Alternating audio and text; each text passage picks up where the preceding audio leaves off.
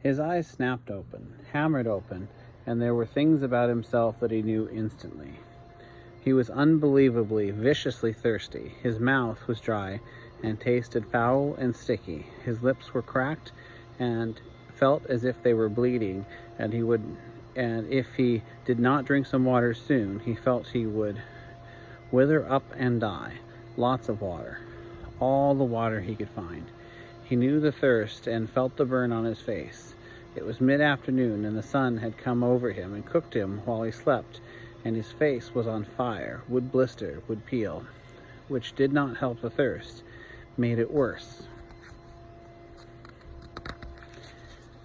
He stood using the tree to pull himself up because there was still some pain and much stiffness, and looked down at the lake. It was water, but he did not know if he could drink it. Nobody ever told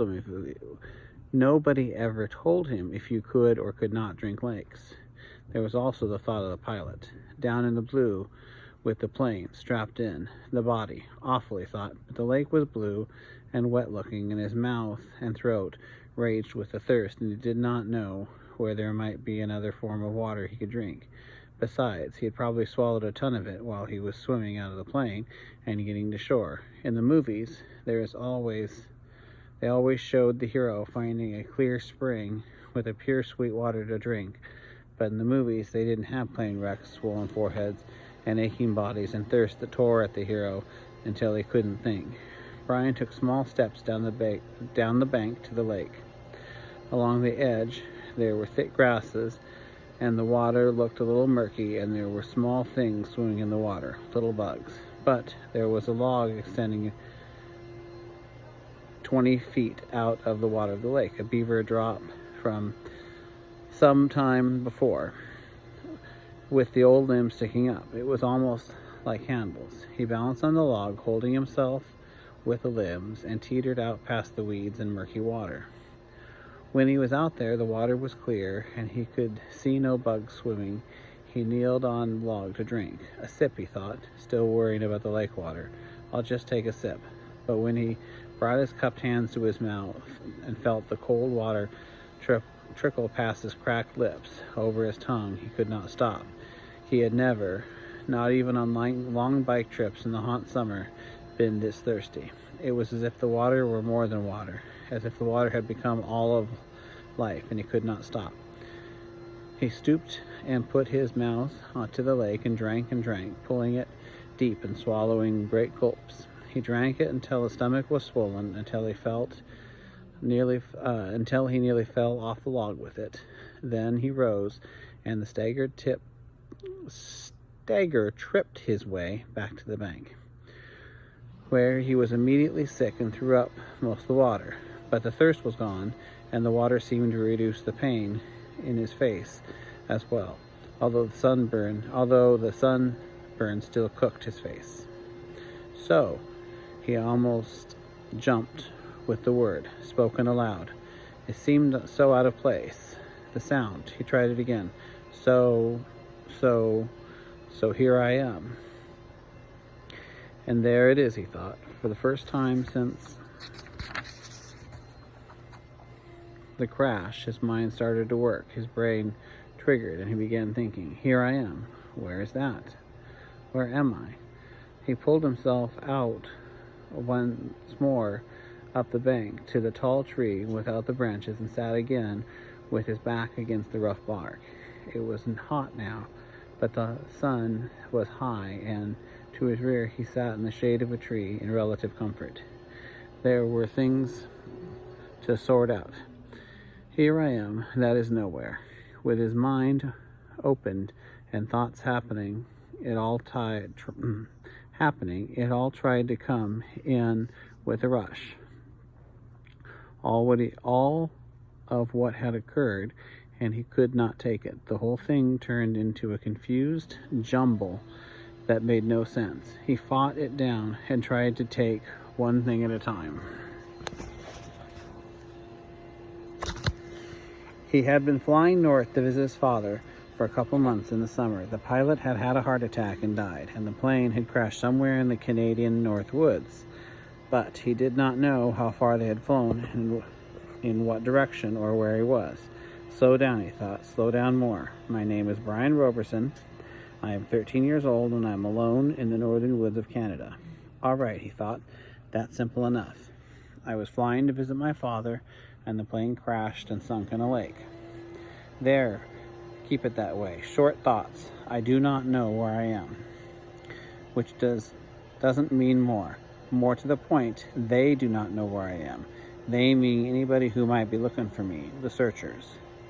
They would look for him, look for the plane. His father and mother would be frantic. They would tear the world apart to find him. Brian had seen searches on the news, seen movies about lost planes. When a plane went down, they mounted extensive search and almost always found the plane within a day or two. Pilots all filed flight plans, a detailed plan for where and when they were going to fly, all with the courses explained. They would come, they would look for him. The searchers would get government planes and cover both sides of the flight plan filed by the pilot, and they would search until they found him. Maybe even today. They might come today. This was the second day after the crash. No, Brian frowned. Was it the first day or the second day? They'd gone down in the afternoon, and he had spent the whole night cold, so it was the first real day. But they could still come today. They would have started a search immediately when Brian's plane did not arrive. Yeah, they would probably come today. Probably come here in amphibious planes, small bush planes with floats that could land right here on the lake and pick him up and take him home. Which home? The father home or the mother home? He stopped the thinking. It wouldn't matter. Either on to his dad or back to his mother.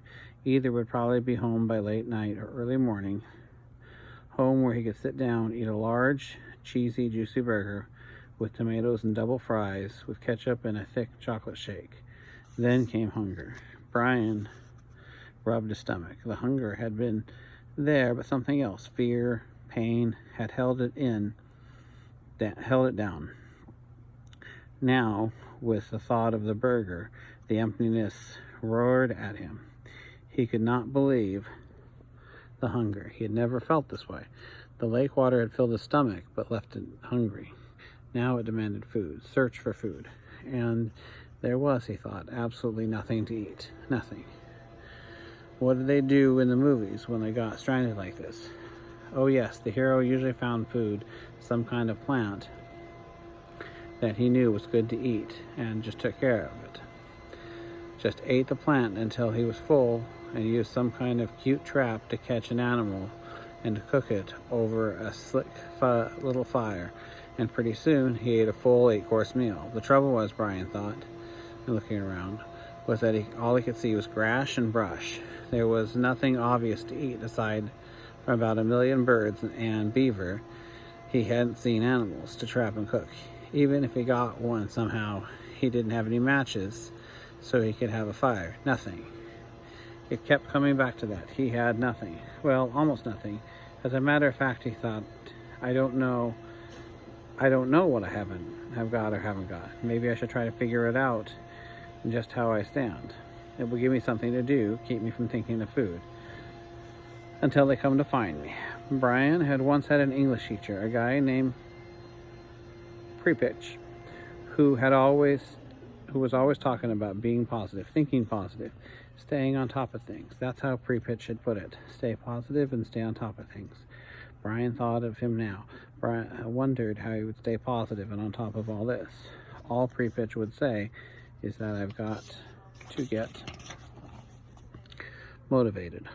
He was always telling kids to get motivated. Brian changed positions so that he was sitting on his knees and reached into his pockets and took out everything he had and laid it on the grass in front of him.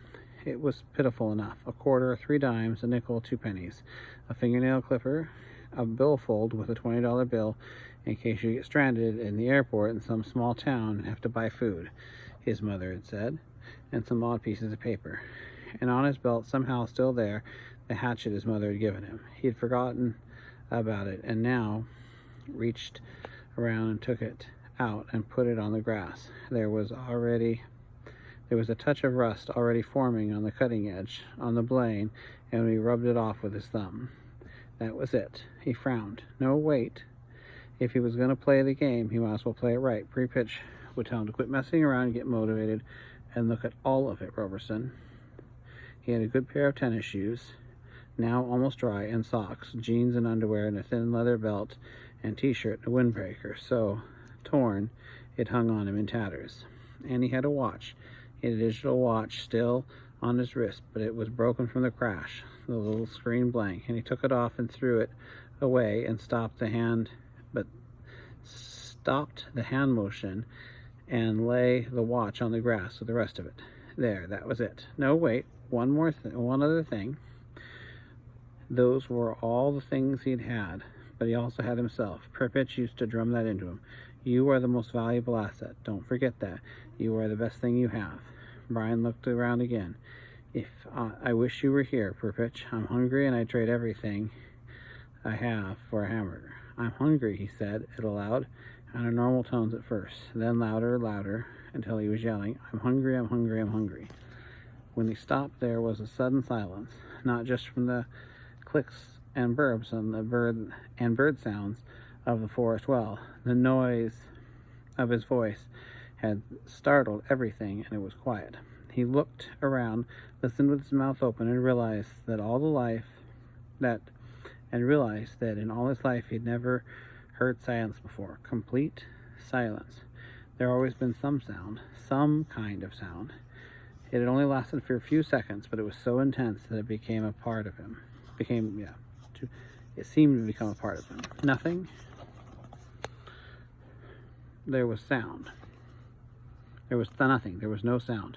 The birds started again, some crazy buzzing insect, and then a chattering, a cawing, and soon it was the same background sounds, which left him still hungry. But of course, he thought, putting the coins in the rest of his back pocket and the hatchet in his belt, of course, if they come tonight, or even if they take as long as tomorrow, the hunger is no big thing. People have gone many days without food as long as they've got water. Even if they don't come until late tomorrow, I'll be all right. Lose a little weight maybe, but the first big hamburger and molten fries will bring that back. A mental picture of hamburger. The way they showed it in the television commercials thundered in his thoughts. Rich colors, meat juicy and hot. He pushed it away, so even if they didn't find him until tomorrow, he thought, he would be all right. He had plenty of water, although he wasn't sure it was good and clean or not. He sat again by the tree, his back against it. There was a thing bothering him. He wasn't quite sure what it was, but it kept chewing on the edge of his thoughts. Something about the plane and the pilot would change things. Ah, there it was.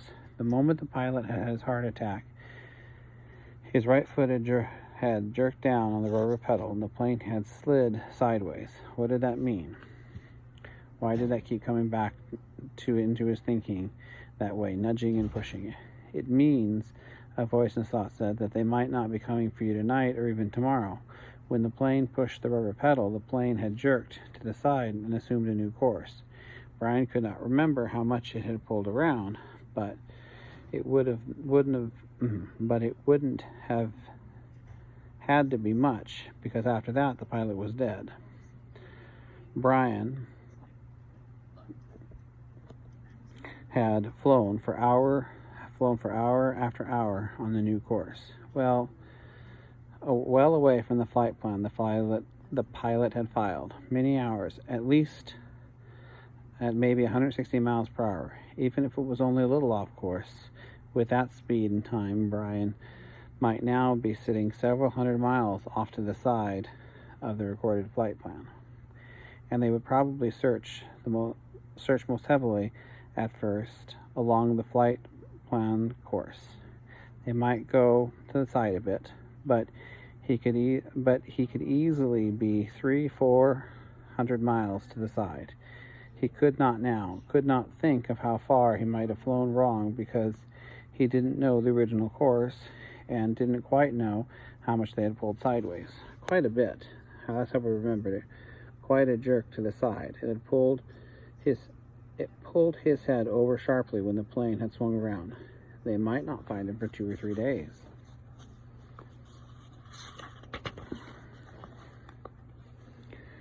He felt his heartbeat increase as the fear started. The thought was there, but he had fought it down for a time, pushed it away, and then it exploded out. They might not find him for a long time. And the next thought was there as well, that they might never find him. But that was panic, and he fought it down and tried to stay positive. They searched hard when a plane went down. They used many men and planes, and they would go to the side. They would have known he was off from the flight path. He had talked to the man on the radio. They would somehow know. It would be all right.